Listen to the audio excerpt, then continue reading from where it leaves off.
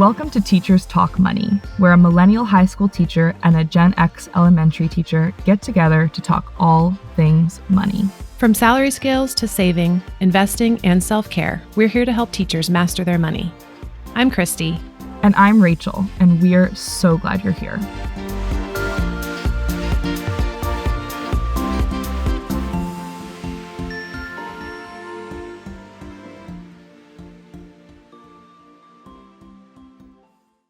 Hello, listeners, and welcome back to another episode of the Teachers Talk Money podcast. We are so excited that you're here with us today, and we can't wait to get into today's episode. And welcome, Christy. How are you? Hey, Rachel. I'm so good. It's so nice to be back here with you, and I'm just excited for this episode. Me too. Do you have any updates for us this week? Well, I just had the nicest FaceTime with my friend Shannon this morning, and she and I have known each other for 39 years. So we have just been like lifelong friends, and I adore her. And she lives in Denmark. She married a Dane and had Danish babies. And so because of this whole COVID thing and how our schedules were messed up before COVID, I haven't been over to see her in years, and it's just not okay. So anytime that we can connect on FaceTime is just such a gift. And we got to chat for like 45 minutes today, which was just awesome. So, hey, Shannon, thanks for being our Danish fan, and love ya. How about you? How's it going? First, I just want to say I love that we get to see the map of who subscribes, so we can see your one friend over in Denmark listening. Yeah. I think that's awesome. My update is that I actually have a salary update this week, which is exciting.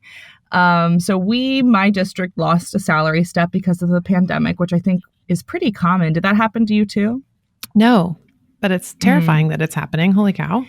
Oh yeah, I know actually quite a few teachers who this affected.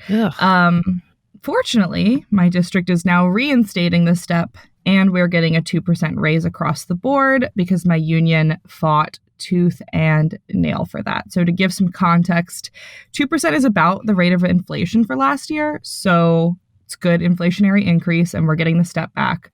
So I'm happy about it, right? Like I'm happy to see that my income is going to increase and that I'm going to get the step back. But it's kind of wild to me that we have to fight so hard for this, because it's kind of the bare minimum, right? Like an inflationary increase and the step that we're supposed to be on. Now, obviously, this year was a totally different beast because we had a pandemic. But just to give some more context, the last time my district lost a salary step, it took 7 years for teachers to get back on the step that they were originally supposed to be on. So good news in that, I'm seeing an increase. Bad news in that it's really kind of the bare minimum. So mixed feelings, but overall, it's a good thing for now. That's amazing that it took 7 years the last time to get back to where we are. And that's just such a good point of like why we need to be advocating for our union power as much as possible, because it is so easy to erode all of our benefits. I mean, I just heard from another teacher this week who was like, my state is trying to make us teach longer and they're contributing less to our pensions. And it's like, no. We've got to be just in the front lines and demanding that we get the compensation that we deserve and that keeps up with inflation, for heaven's sakes, and in a timely manner. So that's great that your district was able to change course. We have not talked about negotiations yet where I am, but I do have concerns because we lost so much enrollment through COVID and that our funding is tied to enrollment. So we're hoping all those kiddos come back, obviously, and that we can rebound. But yeah, it's been definitely a wild ride this year. Well, we have covered a lot of personal finance ground in recent episodes, and we're hoping it's really helping you build your financial future. In this episode, we want to kind of do a highlight reel of the steps in the process and kind of the order of operations, and also zoom in a little bit when it comes to investing versus paying off debt. There's a lot of questions about, well, should I invest while I'm paying off debt or should I wait till I'm debt free? And we have some really cool insights for that. And so, if you look at our list of episodes thus far, we've tried to kind of go in chronological order with the things that we think are important to build in a linear way. So starting, of course, was building a budget. And a budget is that foundation and roadmap to your success. It can open the doors to what's possible for you financially. And one thing we hadn't talked about was, how often do you check in with your budget? And one option is every month. Set your budget at the beginning of the month and then check in on it again at the end of the month. And this might work best for people with a little more wiggle room. But if you're really watching every dollar and you're waiting until the end of the month to check in on things, you might have some unexpected surprises. So that's definitely an option. And I would say, like, at the bare minimum, a monthly budget check-in is an amazing place to start. But Rachel, how do you like to do it? Well, I tend to like to think of it as daily or weekly in terms of actually looking at the spending. So for me, the monthly task would be setting that budget at the beginning of the month and reviewing it at the end. But if you're looking at it daily or weekly to actually track your spending, then you don't necessarily need to be doing that like formal end of month check-in. So for me, I just like to add my purchases to my budget the same day I make them, or maybe the next day if it was like a nighttime purchase. But whatever pattern works best for you, whatever frequency makes the most sense or fits into your life is the best one. My mother actually reviews her accounts every Sunday morning because that's when she has time to actually sit down and look at everything from the past week.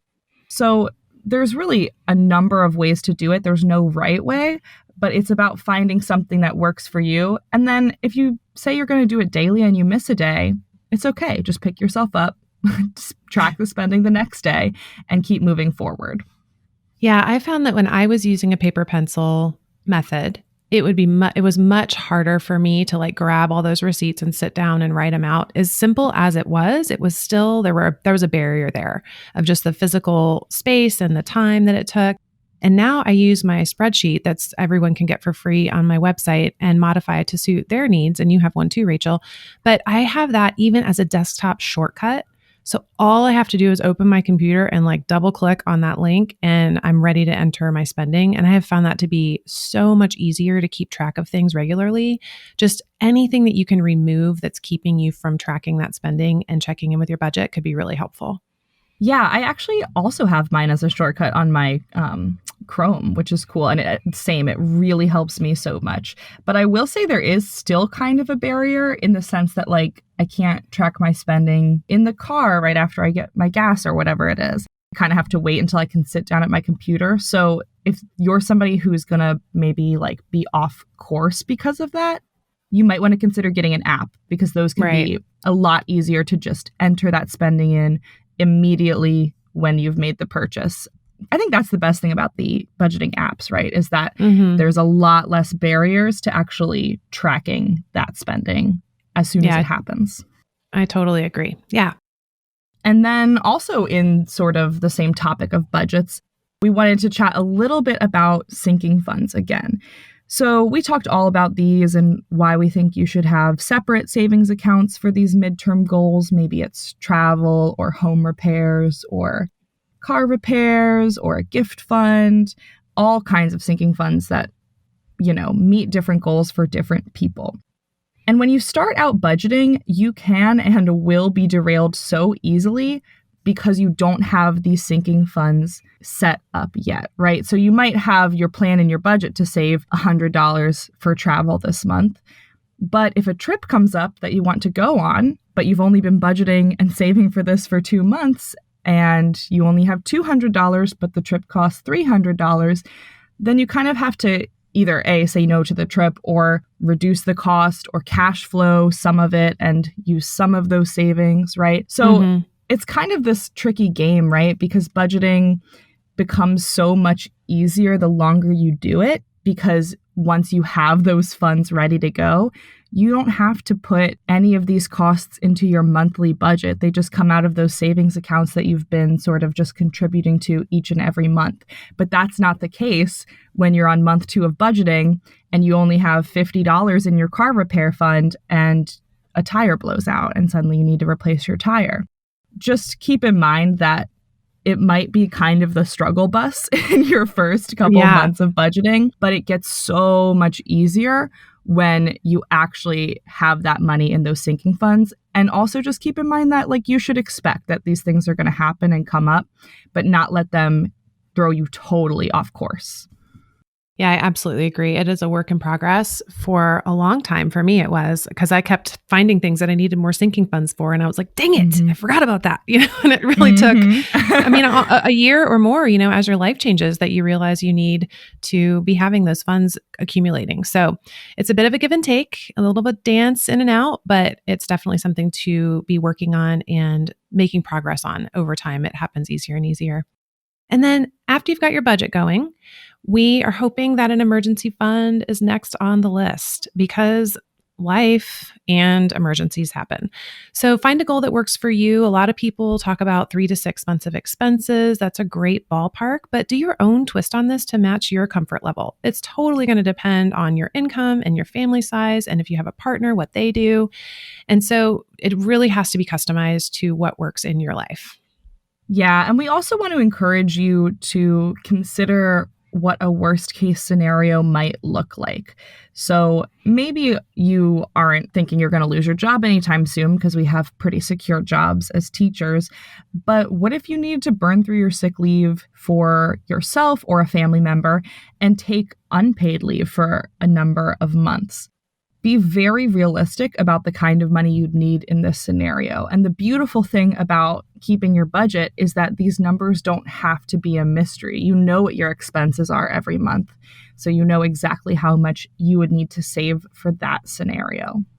Yeah, again, not anything any of us really want to think about, but we'll be so glad we did if anything like that ever happens. And again, we can sleep better at night knowing we're prepared and don't have to have that what if hanging out there. Yeah. And then, so you've got your budget, your emergency fund, and then we want to think about debt and taming that debt dragon. And step 1 there, remember, is always to make sure you know all of your balances, you're making your minimum payments, you're aware of the interest rates and the monthly due dates.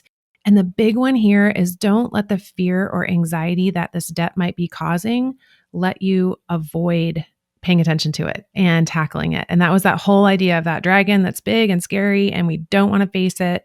But we absolutely have tools that the more momentum you have from all these other things you've put in place, the more able you're going to be to tackle that debt. Yeah. And if you don't super remember the approaches we talked about in episode 9, go back and listen to them. If you're currently in debt, we're going to recap them really briefly now, starting with the avalanche method. So this is the method where, of course, step 1 for all of these is that you list your balances, you know your minimum payments because those are in your budget, and you know all the interest rates and due dates on your debt. But the avalanche method is where you focus all of your extra money month to month on the debt with the highest interest rate so that you're ultimately saving the most money. Yeah. And then the opposite of the avalanche is the snowball, where you start with not looking at interest rates, but looking at balances. And you pick the debt that has the smallest balance, you pay that off, and then it's kind of like a snowball rolls and gets bigger and bigger. You're then picking your debt that has the next biggest balance and paying that off, and then the next biggest balance after that. And that can be really good to get that momentum building early on and kind of declutter your debt life. And it's really functional in that way. And then finally, we talked about the lasso method, which is essentially the avalanche method. You're concerned with the highest interest rate first, but you're also at the same time making attempts to lower your interest rate as much as possible through negotiating with creditors and also seeking out 0% loans or cards that you can transfer the debt to in order to be paying 0 interest on it. But of course, there's a lot of fine print caveats with that. Usually that it's only 0% for a certain amount of time, and then it shoots up to an astronomical rate. So this one is for those of you who are good at reading and following the fine print and really sticking to that debt-free plan. I like the lasso the best just because I automatically picture myself as a badass cowgirl. And I start hearing Western music and envision myself throwing a lasso. So that would be the one that I would probably go for. Plus, I love the fine. I know, I just love the mental image versus an avalanche or a snowball. It's less exciting. But also, I am fine with the fine print. That's why we've got spreadsheets and notebooks and all those things that I think I would really enjoy being able to maximize and take advantage of the time and the 0 interest, and it would be a fun challenge, I think. One of the most awesome tools. And I've mentioned the Motley Fool brothers before. They were my starting point with personal finance, and their website is amazing. And they have hands down what I consider to be the best credit card review feature on their site that I've ever seen. I've looked at quite a few. You can go to their website, we've linked it in the show notes, and compare 0% balance credit cards. And they have this awesome tool where they show you the terms and what kind of credit score you need and what the sign-on bonuses are and what the length of the 0% balance would be. It is such a helpful tool. I have used that site to apply for so many credit cards. And this summer I had a big road trip and I knew I'd be spending a lot on it. And I opened up a new credit card to earn the best cash back that I could on the trip. I would never have found the card without this Motley Fool website comparison tool.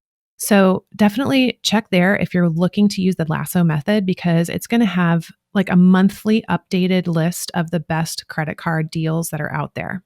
I always find cards I've never heard of, and I always end up being like, oh, that's the one I'm going with next. Wow, I'm going to check out that website after we record this episode. Yeah, it's awesome. And they're just really funny too. They have such a great sense of humor in everything they write. And they're just so like appealing in that way. That's awesome. So regardless of what method you're using or what combination of these methods you're using, because you can certainly do a combination with the lasso method and avalanche or snowball, just make a plan to get your debt paid off. And if you need a little bit of inspiration, it can be really helpful to think of what you could do with those minimum payments each month, or just those big debt payments if you're already throwing a ton of extra money towards debt. For me, when I was in the middle of trudging through all of my debt payoff, I made a hypothetical future debt-free budget, which was essentially just my normal monthly budget. But all of those hundreds of dollars that I was throwing to debt each month were really free for me to save or spend or invest as I saw fit. And it was so encouraging for me to see what my budget would look like when I was debt free. So this can be something to help you stay motivated, or you can it doesn't have to be as structured as actually making the budget. It could just be like, man, if I wasn't throwing $300 at this car payment each month, what could I be doing with that $300 instead? I love that idea. I love that you actually like worked it out as to what it would look like in your life. That's really a cool idea. So the big question then next, and that I think is one we could dive into in a lot of different ways. But right now we want to just introduce the concept of, should you invest before paying off your debt, or can you do both at the same time? And there's a few key points that are going to help kind of weigh that decision and steer you in one direction or the other. Yeah, I love this question.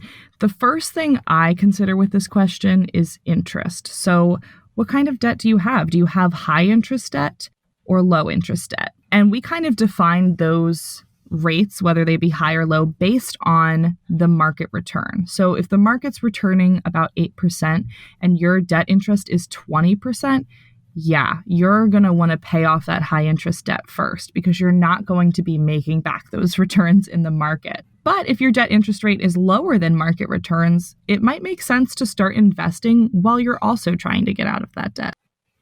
Yeah. And of course, you can't like pin down market returns in any given year, until the year is over.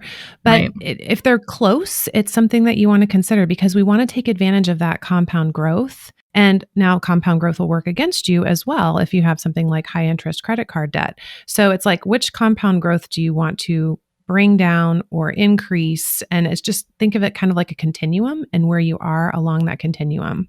Or if you want to just base it on averages instead of being like, what was the market return last year? You could just use the average market return of 8% and say, okay, all of my debt that's under 8%, I can invest while I'm paying that off. But anything that's over that amount, I should pay off first. Yeah, keeping it simple. I am also not opposed to starting to invest some amount, no matter how small, to build the habit and the system of your investing so that when you're ready to scale up, there's nothing standing in your way. Also, this can really help shift the motivation to help you feel like you're working forward into the future and not just spending all your time and energy paying off the past. Mm. We invested when we were paying off our student loans, and our interest was around 5%, I think. I should have kept way better records than I did. So we probably could have gone either way, but I knew I wanted to start investing and take advantage of that time in the market.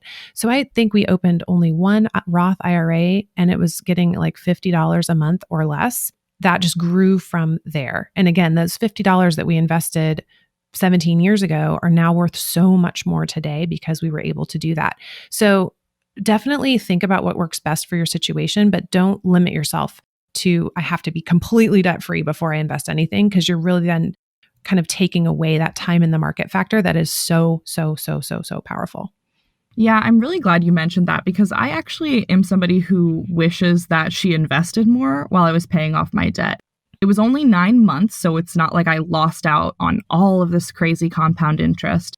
But all of my debt was really low interest. I think my student loans were all under 5%. But I was following a financial program that really vilified debt and said you shouldn't be investing at all while you're paying off debt. And I still did, because I had this sort of compound interest FOMO going on as well. And I'm glad I did, because that was correct. That was a good instinct. I just wish I had balanced it a little more, instead of just like really focusing on debt and not looking into investing as much. And I will also say that I don't want us to be vilifying debt so much that we're like, it's so evil, I need to get out of the way before I invest. Because that did not help me win with money. It actually just created more shame around having debt than I should have felt at all. I think a more balanced approach, especially if you have that low interest debt, that's a pretty good happy medium there. Yeah. And then if you are ready to start investing, or you're ready to review what you've already got going on or up your game, remember to focus on fees and funds. Look for those expense ratios on the overview page for the index funds you're investing in. I've also linked one of my very favorite expense ratio calculators in the show notes. Again, there are a ton out there. You can Google expense ratio calculator and find one. But this one compares the different expense ratios in a really clear way that I go to it time and time again, just to be like, how much is this fund going to cost me over 30 years versus this fund costing me over 30 years? And I really find that information helpful.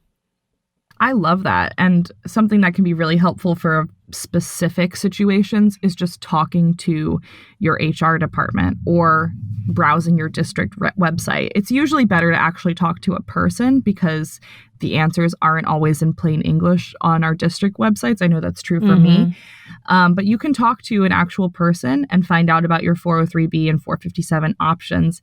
And if you have more general questions, Investopedia is a wonderful resource, and 403bwise.com is one that is specifically focused on teacher investing, right, through the 403b. Yeah, those two men that run that website have worked really hard to kind of turn the traditional 403b, 457 teacher dilemma on its head. And they're helping educators kind of get their brains around the options that they have and how to vet your offerings and see if they're worth your time. So that's a great resource as well.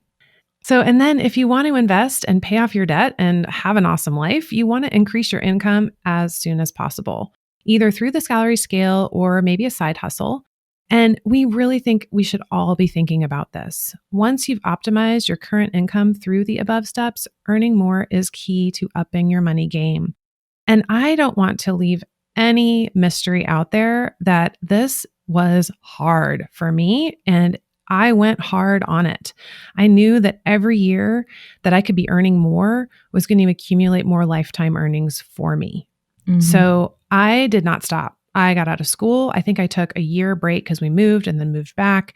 I jumped right into getting my master's. The second my master's degree was done, which I thankfully was able to cash flow that, I got national board certification. And then the second national board certification was done, I got all of my 30 credits beyond my master's without stopping. And I side hustled like nobody's business until we had our student loans paid off. It was not pretty. It was not easy, but it had to be done. And I'm really glad that we did. And obviously not everyone's path can look like that because we have life events and our time is not always available, but it should be a priority and something you're doing as much as you can while maintaining hopefully a little more health and balance than I did. And in retrospect, knowing what I know now, I would have taken better care of myself throughout that. But it was just so important to us because we had that $110,000 in debt. And I just knew that I needed to get it done. And that's kind of how I work, is just ripping off the Band-Aid and putting my head down and going hard. So that should be something you're hopefully thinking about and excited about and finding some really cool options for. Yeah, I think I'm very similar to you with that, Christy, because I'm very much like, I'm just going to do it as fast as possible. And sometimes self-care falls by the wayside, or just like balance can fall by the wayside. But I will say that taking the summer off is really great for me for this, because I'm just going to be taking a ton of classes this summer when I'm not as stressed about teaching stuff. So that's sort of my plan. And I'm going to do my national boards soon, starting at the beginning of next year as well. And you're so right. It's kind of like backwards, right? That we're not really incentivized to slowly take classes and consistently stay up with the research and consistently do that. We're really incentivized to do it all in the beginning years of teaching. And man, like, it's so hard to be a new teacher and to also have your focus in a million directions, because you also have to be a student at the same time and work towards that board certification and all that stuff. So that's kind of not great for me. But but that being said, I do like having the system, so I know what I need to do and I can just start checking those boxes. Well, and the way I thought about it was, I totally agree with you. Yes, it's weird that we're supposed to do all our learning up front in order to be paid more, but I did all that learning, and then I know that I can always continue my learning, right? I can always be reading books and following accounts that I'm interested in and learning from, and that I can do at my own pace. Yeah. But I do, I've got friends that were on their maternity leave and were getting their masters and getting their credits. And so it's always a shuffle and a juggle. And again, we're teachers and we already do so many hard things. And if we can craft a way to increase our income as quickly as possible, that's a hard thing that's going to pay off big time for us. And so it just, that's kind of a way to think about it, that it's worth it. And then, national boards, some states give huge stipends for that. And it's worth checking into, because not only can your state pay you to have national board certification, but your district can pay you as well.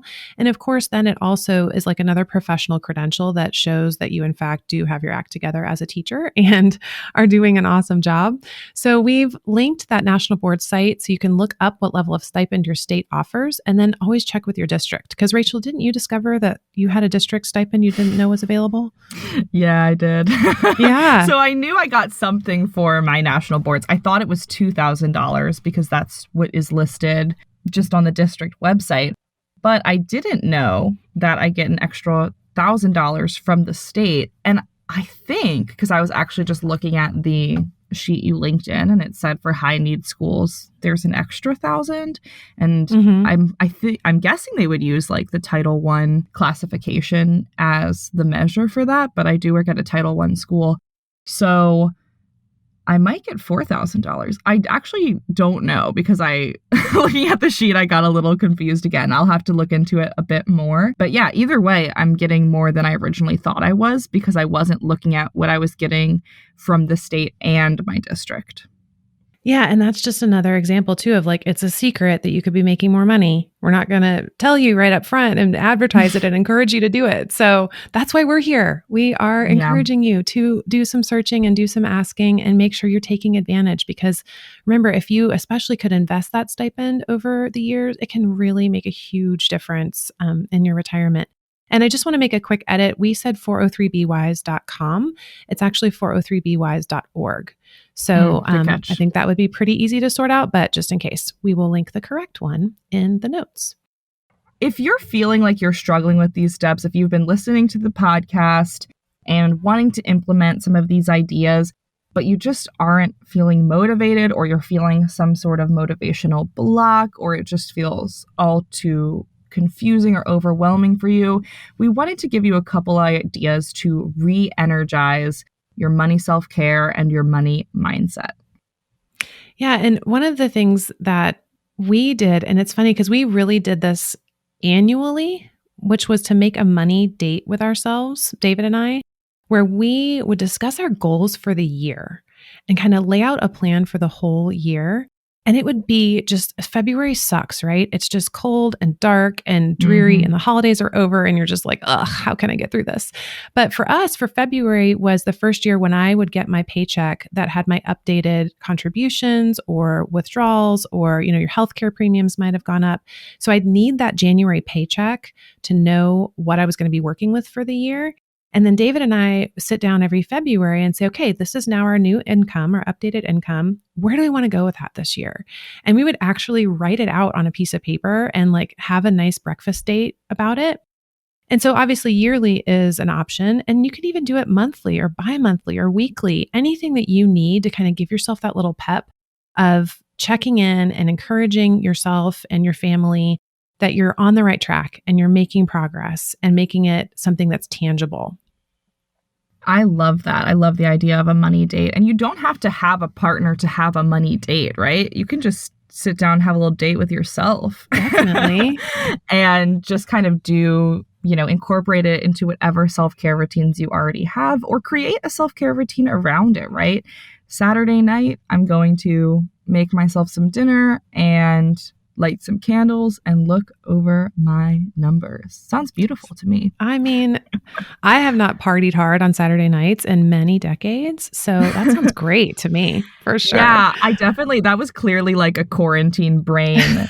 That is not what I would typically do on a Saturday night. Maybe like a Tuesday night. Well, but then I was like, that sounds like my normal Saturday night, quarantine or not. So I'm with you. I love it. Another great idea to sort of re-energize your money mindset, or even just get a small win, would be to try a no-spend challenge. It could be for a week, it could be for a weekend, and it doesn't have to be, well, I'm not going to spend anything at all this entire week. It might just be, I'm going to take my lunch to work every day this week, except Friday, right? Give yourself a little bit of a reward, whatever that is for you, but challenge yourself to do something that's a little bit difficult for you. Yeah, or even just different, right? Just changing it up a little bit, getting out of our routine and seeing things through some new glasses can really help invigorate things. And then always remember, you do not have to tackle all of this all at once. Right? There are so many fun things you can be doing for yourself financially, and it can feel overwhelming to try and do them all at once. So think about setting one little win you can accomplish. And I love that acronym of SMART goals that we use with our students, but pick something that's specific, that's measurable, that's attainable, relevant, and time-bound, because that's going to really bring your goal into focus and give you a pathway to reach it. And it'll help make that sort of big, daunting, overwhelming feeling shrink down into something that you can tackle. So maybe it's opening your emergency fund account or opening your investing account. And then let us know about it. We would love to hear your money wins and your progress. And we can always share your name or keep you anonymous, but we can help you celebrate that on our Instagrams or on the podcast and keep that momentum going. Because we are, like we said, cheerleaders, cartwheels and high kicks coming your way.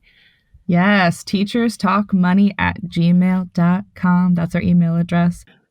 Another thing you could do to sort of re-energize that money mindset is to play around with some online calculators. This is definitely fun for me and Christy, so I think it might be fun for some of our subscribers. But it can be so awesome to look at a future earnings calculator, and we will link this in, where you can look at, okay, if I invest this much consistently every month, then how much will that become by age 65 or age 60? And it's so awesome to see those small little steps you're taking every month come out to huge numbers that might even seem a little bit unfathomable or out of this world to you. So play around with some calculators and get inspired that way. Yeah, I have a good friend who's your age, Rachel. He's 24, but he's just graduating college. And he is like, I don't want to open an IRA. I don't even know if I'll be alive when I'm 60. That seems like that will never, ever, ever, like it seems so far away to him. And I was like, Ryan, listen, you've got to. And that's where these online calculators can be so helpful because they take the mystery out of it. And if he invests $6,000 this year and then maxes it out from here on out, he can go in and see what it will be worth when in fact he is 60, because that will happen. So especially if you're having a hard time starting because you're feeling like, oh, it's so far away and it's so hard to conceptualize. And I totally get that. These calculators can bring it into black and white and let you see like, oh man, I can have $900,000 by the time I retire or $500,000 by the time I retire. And it really is exciting to see those possibilities.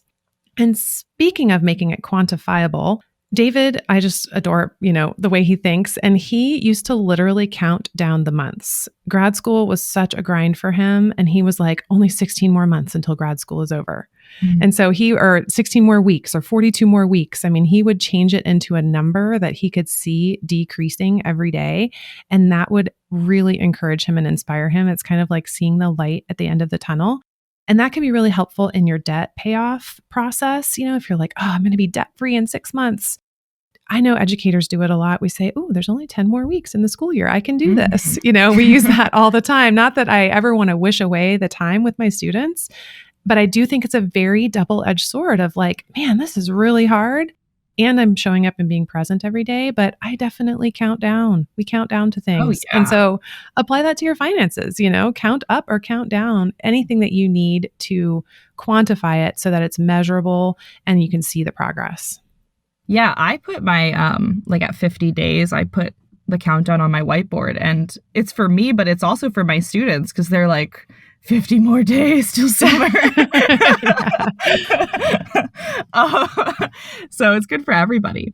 Yeah. And then finally, we should talk about mindset a little bit more. We didn't really touch on that in this episode because as we kind of went over in our mindset episode, which I believe was episode 4, if you haven't listened, you absolutely should. It's actually one of my favorite episodes that we've done. Mindset is so important. And regardless of whether or not you're trying to hone your mindset, you have to accept that you already do have a money mindset. It's just that you have one that's sort of you've absorbed from your environment or your family values growing up or from what society is telling you should value. And you don't just want to blindly accept anyone else's values. You want to make sure that you are following values that are truly aligned with who you are. So make sure you're fixing that mindset. To get some actionable exercises you can do to sort of try and start identifying what your current money mindset is and what you want your ideal money mindset to be, go back and listen to episode 4 for the first time or re-listen if you need to sort of refresh that. It's so important. And it's also going to be ever changing as you go through all of the steps that we've recapped, right? Keeping a budget is going to change your money mindset. Seeing passive income through investments is going to change your money mindset. Getting out of debt is going to change your money mindset. Earning more is certainly going to change your money mindset. But once you get this momentum and you start getting these little wins or big wins and that sense of accomplishment that comes with it, nothing can stop you from reaching those future goals. I love that. I love the intentionality of it, right? Like just making sure that we're doing everything that we're doing on purpose and not just because we're being swept along in a flow that may or may not line up with our values. Yeah. So we hope that this recap has been helpful and you've gotten a few more tips and tricks to add to your tool belt. And, again, we're just so glad that you're here with us and we're so grateful for our listeners in this awesome growing community. And we hope you tune in next time because you probably know the school year is starting soon. And one of the biggest issues that I think educators face is as we head back to in-person learning, we're constantly thinking about how to create that ideal classroom environment. And oftentimes that means a lot of money comes out of our own pockets. So in our next episode, we want to really share some of our best resources that we've found to help you do that in a way that won't break the bank. So we're excited to share that with you next time around.